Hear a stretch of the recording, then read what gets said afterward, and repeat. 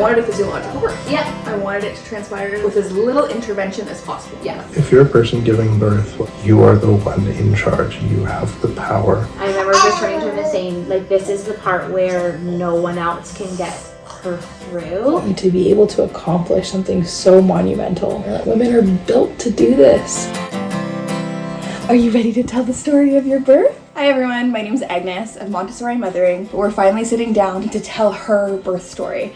It was a positive home birth experience that really felt like a redemption after my first home birth experience that ended up in a hospital transfer, which I touch on as well. If you're pregnant, this is a positive birth story that has a lot of tips about pain management as well as how to control your mindset throughout pregnancy and delivery, because that's super important. So let's get into it.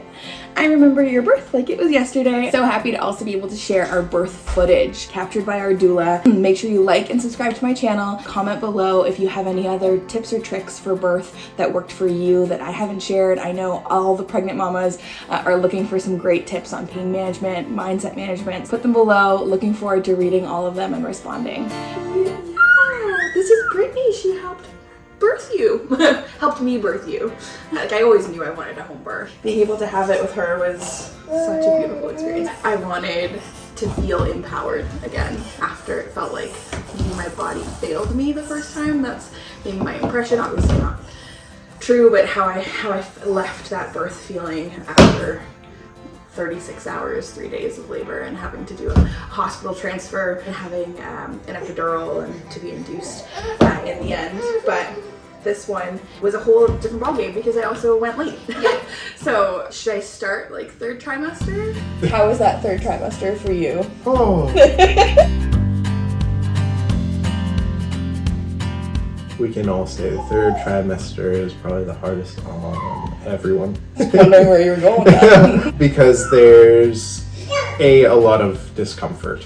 There's less capacity on your end, so you're taking on more. You're not like... Because you were doing all the toddler bedtimes by the end of the third trimester, cooking pretty much every night, swimming with our toddler every night just to get his energy out. That was your fun part, yeah. It's like you kind of take the household on your back a little bit, and that can be tough. That can be tough.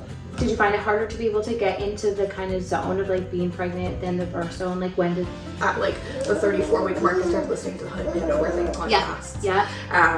Gentle hypnobirthing apps, free. I did that every single night for over a month, so I think it really did help in the end. A very like calming voiced Irish woman is what I remember. Oh, it's gonna be okay, child. Okay, it wasn't that. No, I know. Lean into the waves. Yeah, lean into the waves. It's crashing on the shore, and then it's gonna pull away. You hear those rhythmic words, and you fall asleep to them enough times that, thankfully, when I got into the zone, like I turned it on, and it really brought my brain to that space of like being able to relax, which, spoiler, helped a lot. Going into the second, I realized how much your mental space matters more than the physical. Oh gosh, yeah, absolutely. And protecting your own brain waves and energies around it matters so much more. I think it was probably at 37, 38 that I started going to massage weekly. Yeah. And then acupuncture got to weekly as well. So induction acupuncture, I loved it. Yeah. At that point, we had opened the pool. So I was doing like a lot of spinning baby techniques in the pool. Because I think it was at 33 weeks when we did our last scan with her. She was head up. So I was so concerned about that. So I was doing like literally handstands in the pool. Trying to get her to flip. And it did work. And like a lot of inversions off the couch, hip openers, chiropractic. And then, there's of course the waiting. And the waiting, because this birth was so different. Yeah, and a little bit of worry too, because at least for me, like the only experience that I had was with an early birth. Mr. F. Yes. Early birth. That took 3.5 days.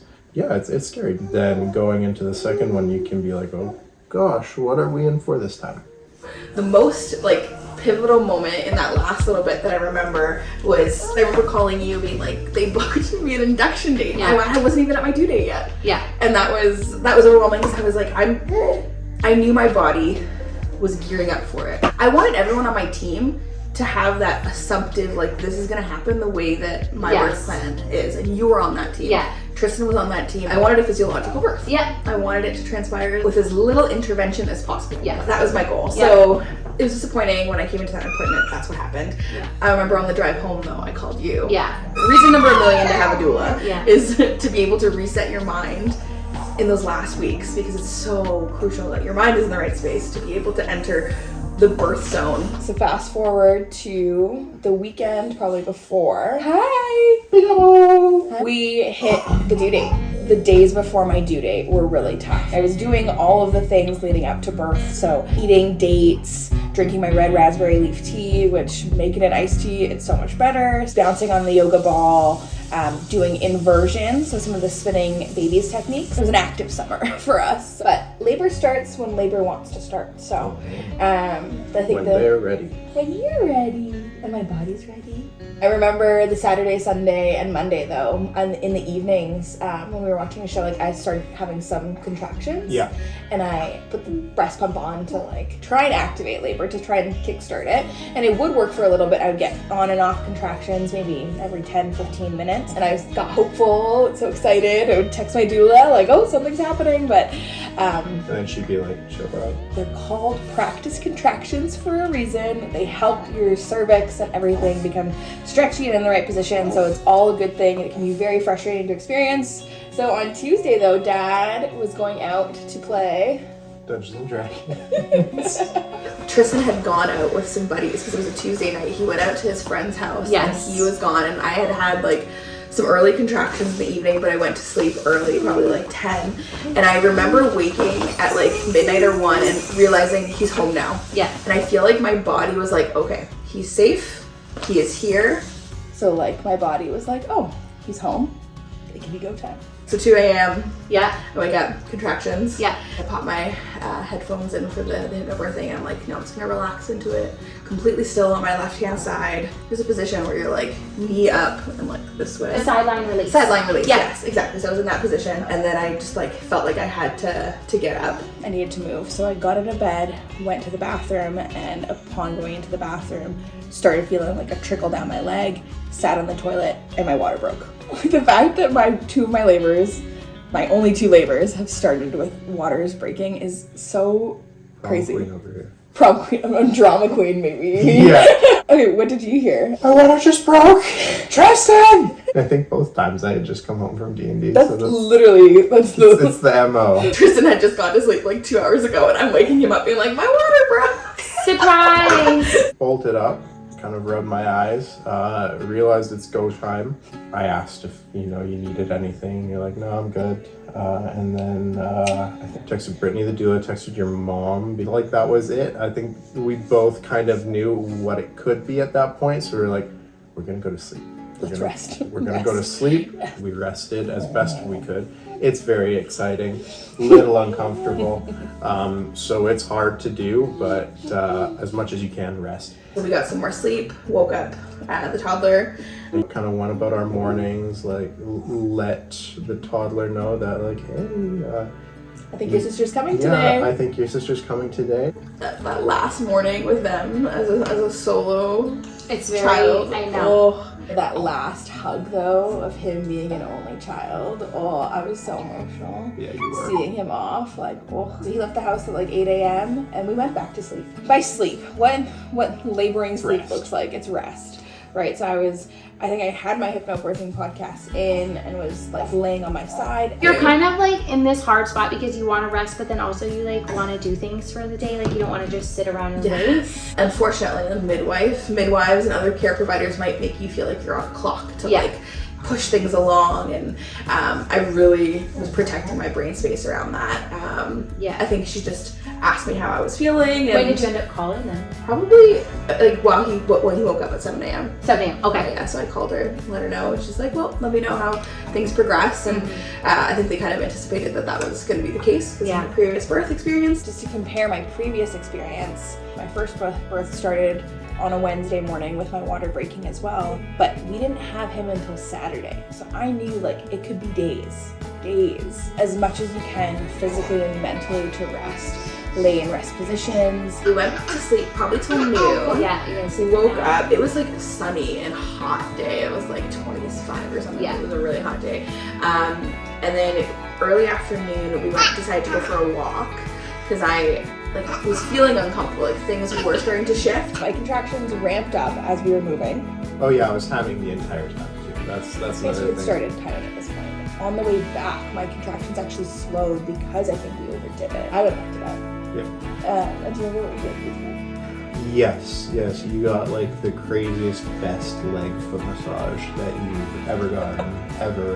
And it worked. Did it feel good? It felt good. Like there were certain pressure points and he was just pressing it. Yeah. It's also very common to see that labor or water goes through the night. And then as the sun starts to come up, we see labor stall off or contractions are like super spread apart. Yeah. And then usually around like 5, 6, Yes. 7, as the sun starts to come Exactly. down, the body can kind of pick up. Yeah. I remember my like thumbs being sore afterwards. You're really gonna complain about what was sore after labor? Everybody has their struggle, Agnes.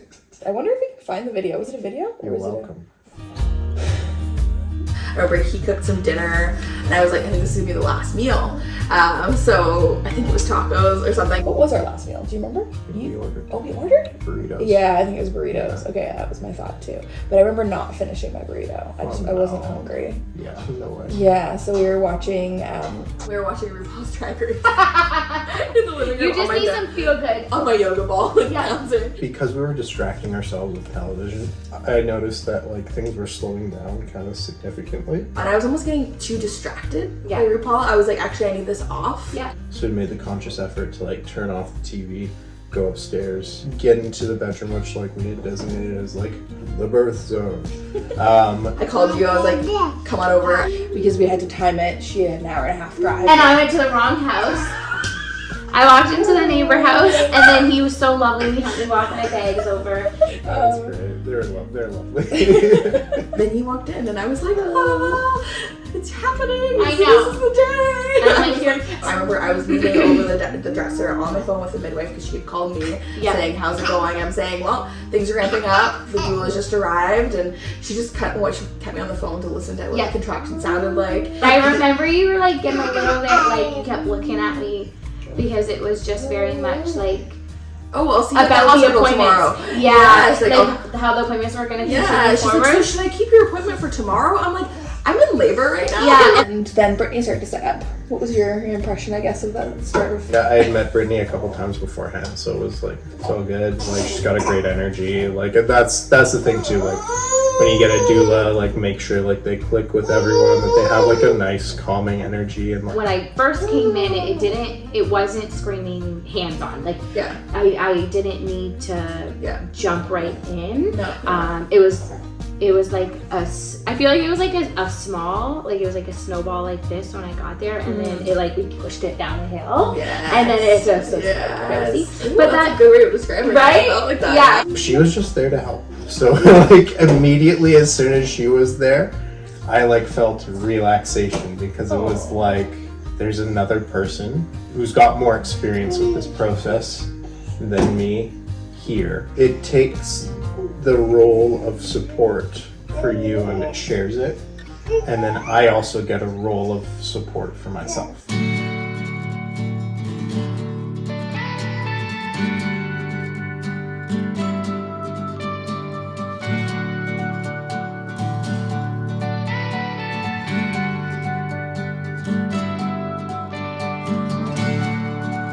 I think I also relaxed as soon as Brittany got there because yeah. I think it was also the like, oh, we finally reached this point. We sat up on the ball. We had like the one leg up on the yoga block, and then like Tristan was on my back. You were in my front. And combs. The combs, yeah. The comb. I think that's when you asked me the combs. Yeah. And I was like, huh. And then like, I think I needed something with my hands. Yeah. I needed to like express that tension to try and be able to release it from my mouth and my body. And I remember you were saying with your first, you did a lot of horse lips. Oh yeah. But this time you really didn't do much with her. No, I think I tried maybe, but like it wasn't. No. It's interesting that like the certain techniques, pain relief techniques that work one don't. Didn't. Then we moved to the bathroom. Yeah. Spent some time setting up her photography because she was our birth photographer as well. Those pictures, I'm gonna frame and put them up in my bathroom. Yeah, like I know. in the spot that it happened. I remember you guys like at the one point when you were at the bed, it was like you guys were face to face and you guys were like kind of whispering, and I was like, oh my gosh. We took a moment to really connect. I think in both of our births, we tried to do that. We really like took a moment to like those are some of the most like connected moments with us though. And like when we're in labor and just like staring at each other and like, what's happening? I remember you were like leaning there, you had your leg up and you gave one, and the air exchange and just the roar of it, Tristan flipped his eyes at me and I flipped my eyes at him, and I said, if we have one more like that, I think you should call. Yeah. And lo and behold, your knee started shaking and he started shaking, and he's like, I'm gonna go make that call now. So that's when he went and made that call. Yeah. So he was a little bit nervous. Yeah. Midwife arrives, things start to get medical real quickly, vibe shifts, and like at that kind of very important juncture, you know, a vibe shift is not exactly what you want. So I think like the plan, and like I'm glad that we stuck to it, was, you know, wait until the very last second to call the midwife. Like, remember how you felt on the toilet? They ramped so hard I wasn't anticipating each one being so much more painful than the next. Yeah. I remember like searching for something to like numb the pain, so like grabbing onto the combs, yelling at whoever And was behind me. our headphones wouldn't work. Oh my god. So then you were screaming, and that's when I could see that like we were losing steam there. Yeah. It was like, Kate, we need to do something else different, because you were trying to get the music and then nothing was kind of working. Yeah. So that's when we put your phone to the speaker, Oh, and then you yes. hopped in the shower. The hot shower water on my back, oh my gosh, was such a relieving feeling. And also you were just like ready to really get into like a little space. Like you kept kind of going into a smaller space. I love this cave shower right now. Cave nature of that shower really helped, I think, my like those primal instincts of like getting into a safe, dark corner cave. For me, it's a shower.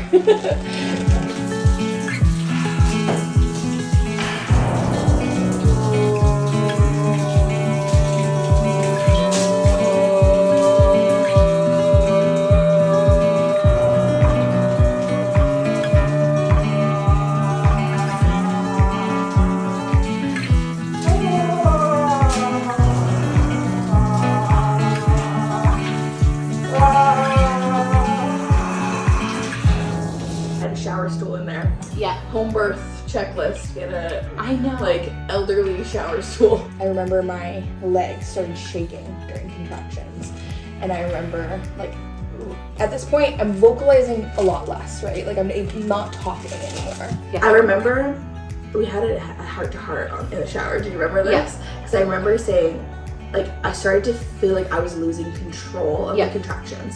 I remember vocalizing, "This feels like a runaway train." Yeah. Yep. I remember exactly you saying that. Yeah. And then you said the only way out is through. It's through. Yeah. There's nowhere else we can go.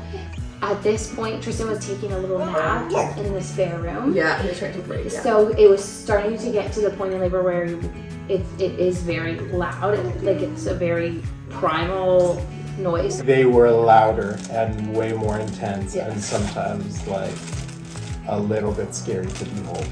And he was also a little bit concerned. And I remember just turning to him and saying, like, this is the part where no one else can get her through. From here, she's on her own. Like it's her. Oh, chills? Yeah. That's what it is. Right?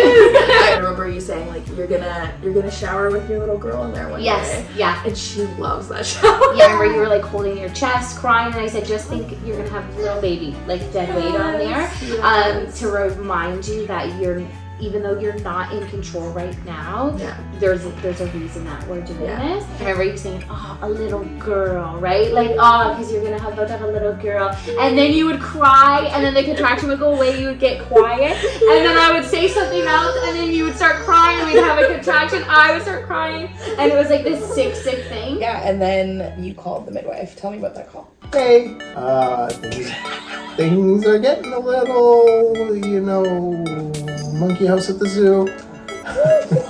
Things are getting like loud, little frightening.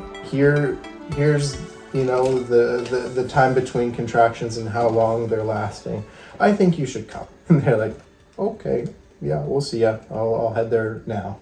So you were getting worried then?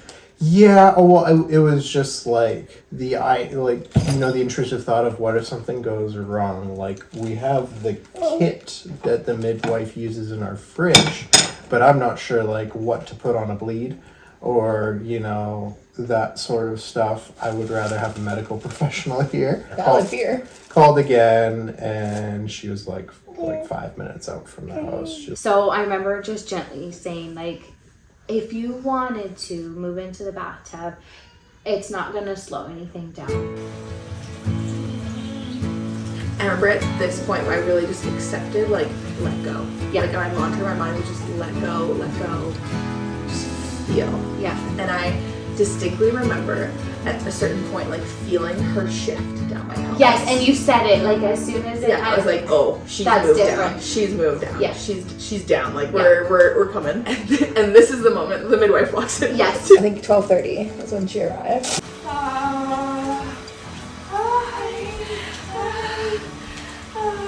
Really intense. Beautiful. So nice. I'm going to throw a glove in between, just checking okay. If you're okay with that, just to kind of see where you're at, because I need to get a second midwife here.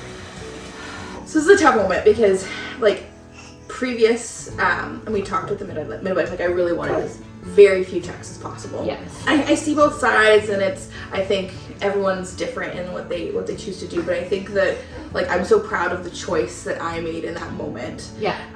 And how I protected my mental, like, state, because it could have really, the birth could have been completely different. Oh my gosh. But depending on this choice that I made, and I'm so proud that you were there to help me feel strong in that moment. Hi. And you had even asked for space beforehand. And I was like, oh my gosh, I feel so impressed by that. And I remember feeling I think I kicked her out after. Yeah, because she had come to do a check and you're like, oh, I need more time. Oh, and then so okay. she had kind of gotten her stuff ready. Right. And so then we kind of negotiated. It felt like a negotiation. Because you were looking at me and I was looking at you and I said, you can Yes. say no. And you're like, oh, I want to say no. And I said, well, you could meet in the middle and maybe you could offer to see what you can feel on your own. Right. Because if you reached up and you felt maybe ahead, there would be nothing left to do. Can I check? Can I check? I did try that, but Yeah. it's really difficult to feel what Oh my was gosh, in yeah. there. It was just not what I was really hoping for. The first thing that my first interaction being so medical when I it felt I felt like I was being doubted. Up until this point, everyone that was in my space was supporting and really feeling like, yes, this is happening. You're about to give birth. I felt like one step in front of the other. This is a moving train. I'm not stopping it. This is happening. And then when my medical professional comes in and she's like, well, how far along are you really? But in the end, how I positioned it was I allowed her to do the check. Yes. But I said, do not tell me. Do not tell me what that number is. Yeah. Do not mention it to anyone else. Do not make any comments and leave the room. Yeah. Like, she was going to get the information that she needed to make, because really she was trying to decide whether to call the next midwife. Right. Whether there was going to be a baby born in the next hour or not. And she needed that information, I guess, from her perspective, to make that call. Yeah. It very much felt like, it was you, me, and Brittany. And then the midwife was there. She didn't get on our wavelength. Yeah. No.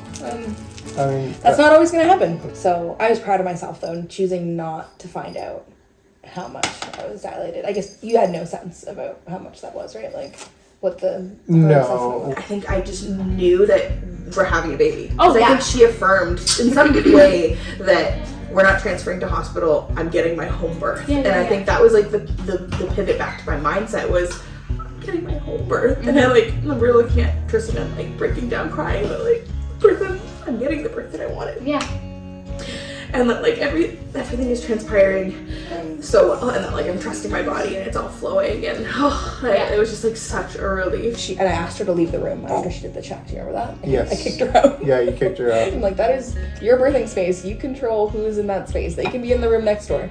Yeah, your mother-in-law wants to be there really, really badly, but you fucking hate her. I think we tried different positions in the bathtub, so like on my knees, and I think I remember flipping back. I do not want to be on my back. I needed my belly forward. Yeah. Like trusting those movements are so good. Yeah. And just like I was like roaring at that point. Yeah. Ah! Ah!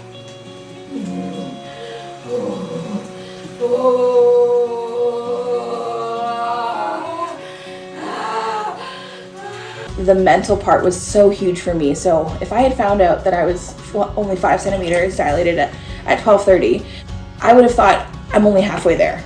And I would have I probably would have gotten out of the tub. Yep. I probably would have come back downstairs, been doing like so much more stuff that maybe would have made me more Tired exhausted. you out. Yeah. Yeah. Like, So it's like you could hear a number like 4 centimeters and be like super disappointed, and like that could get in your head. But like half an hour later, it's 10, and it's time to go. We had the baby within an hour of that 5 centimeters, so I'm just really proud that we didn't find out. Yeah, That you was- were pushing like half an hour later. After this point, like we reconnect. Yeah. We have like a lovey-dovey kissy moment where I'm Yeah. like, this is happening, we're having a baby. And I like get on all fours in the tub, and I start like those contractions started to. Yeah, you went for it. I remember yelling, "Ring of fire!" Yeah. Yeah. Your favorite one was loose lips, loose fanny. That was yeah. And then you just kept doing that. Do you remember the glove thing? The glove moment with the midwife? Comes into the bathroom and she's like, I've got one glove on, Agnes. Tell me when I need to put my other one on, because I was saying I'm pushing. I feel the need to push. This baby is coming. And at this point, the other midwife had not been called. There's supposed to be 2 midwives, one for mom and one for baby. She was preparing to be the baby midwife, I guess, to do both roles. Yeah. And so she was trying to chart at the same time, coming in and out of the bathroom to check on me and I guess hear what was going on. And I remember she came in once after I said like, I feel like pushing. I feel like baby is coming out. And she asked me, she's like, I've got one glove on. Agnes, tell me when I should put my other glove on. It was like seared into my mind hearing this. I'm like, why is my medical professional asking me when she should put her gloves on? And then Tristan was running. That was so cute. For him. Because he really just wanted to help. He really just wanted to do anything he could to make sure that this went smooth. At that point, like we would lock eyes, and I would see the confidence, and I would see it's happening. Aww. And so it was like, okay, I don't have to reassure her that it's happening now. Like and I knew. You were in your spot, and I had the camera up, the music up, and that song came on. And then you looked up and you're like, Tristan, do you hear what's playing right now? And then I just started sobbing.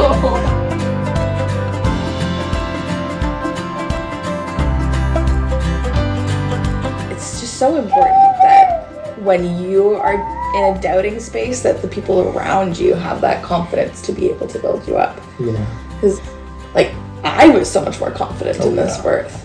That was really beautiful.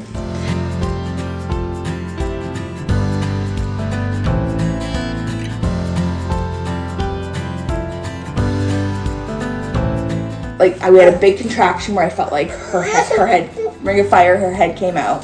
And I remember there was a bit of a like lull between contractions, and Brittany's like, I guess this is your break before you give birth to your baby.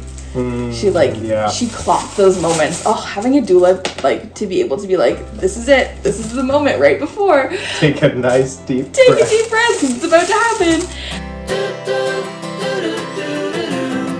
3 or 4 pushes, and her head was out. And then I brought her onto my chest. Walk me in the morning sun.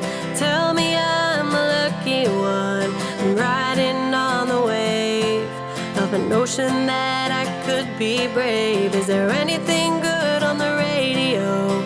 Turn it up loud and let me know how it used to be before anyone heard of you and me.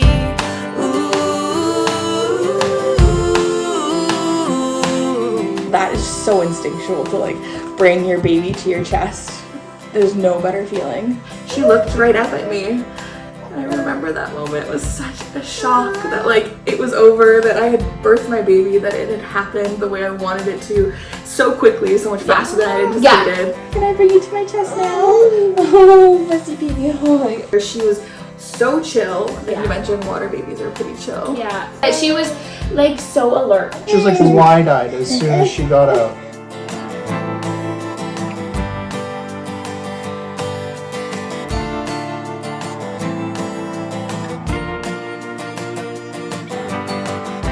Break the placenta, and then like unfortunately the contractions keep coming, so I was starting to get uncomfortable. How was the first time holding her? It was really great.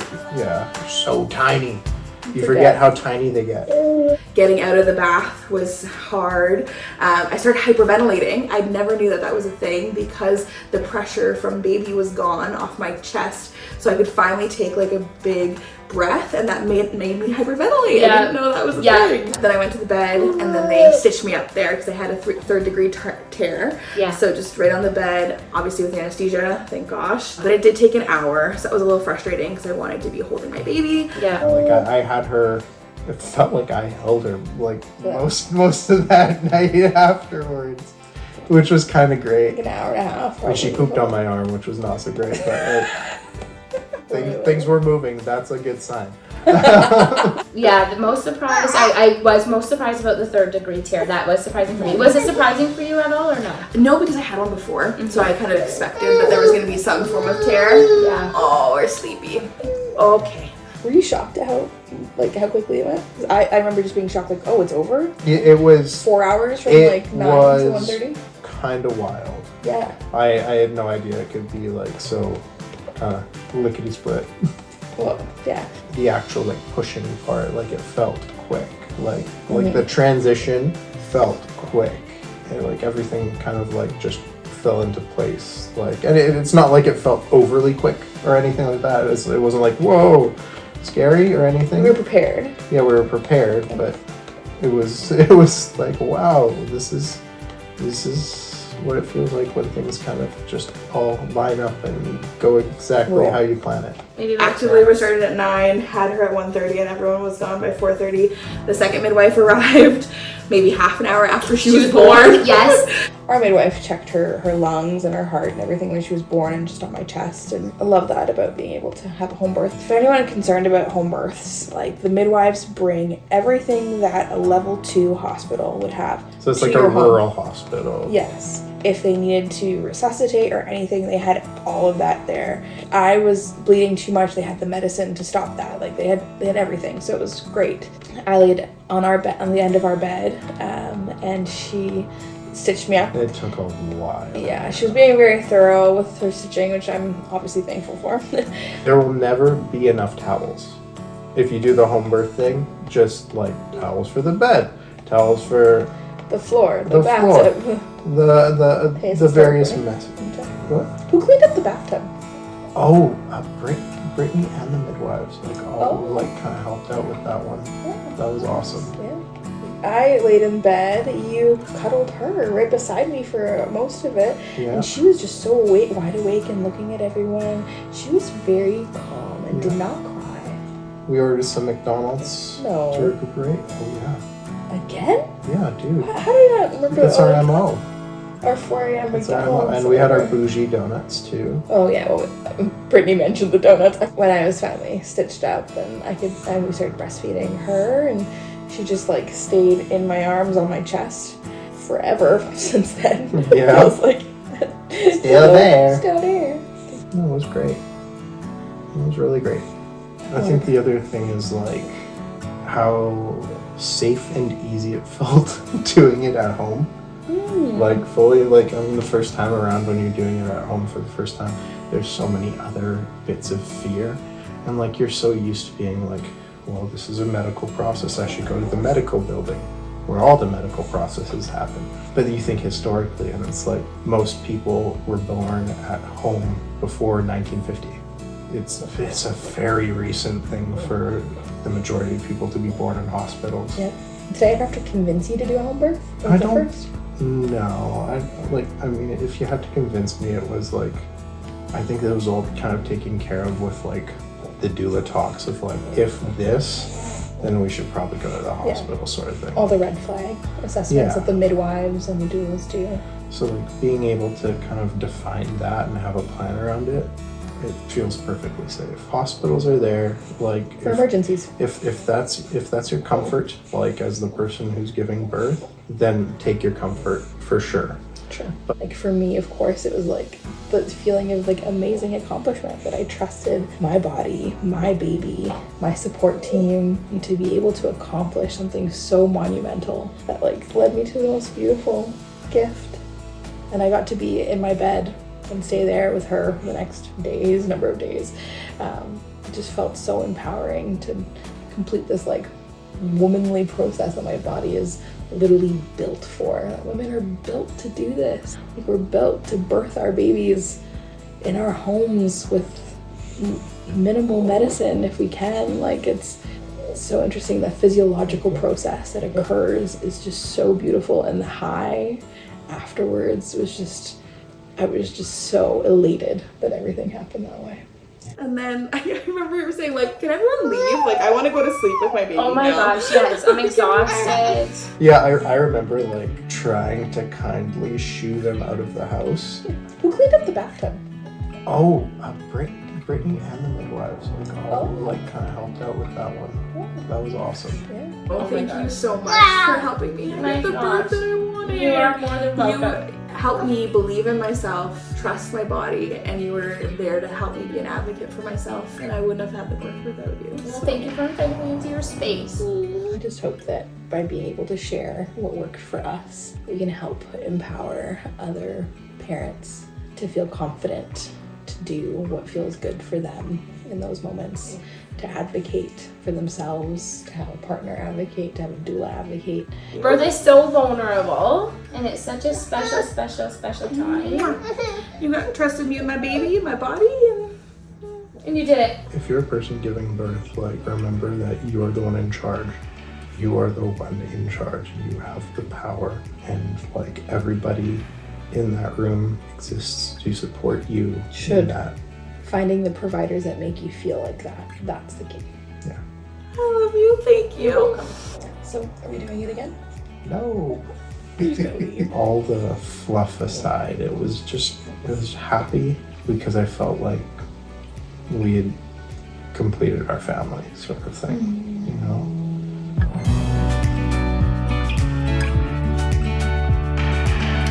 Happy birthday to you. Happy birthday, dear. Happy birthday to you.